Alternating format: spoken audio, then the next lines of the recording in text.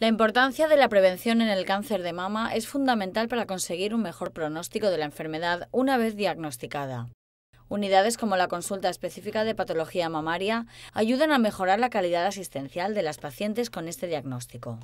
En un espacio de 50 metros cuadrados y ubicada en el Hospital General Universitario de Elda, la nueva unidad está dotada con una consulta de enfermería, consulta médica, sala de reconocimiento y una sala de espera.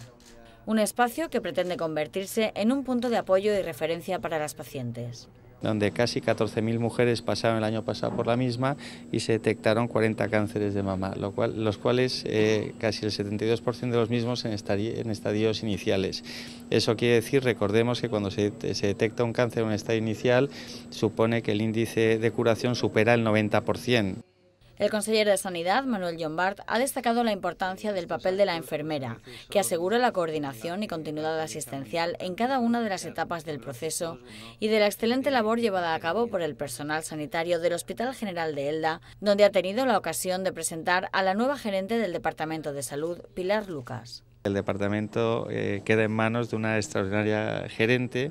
la doctora Lucas, una persona que ha estado ya trabajando en este departamento como su dirección médica, como su directora médica, y que lo ha hecho de una forma excepcional y pues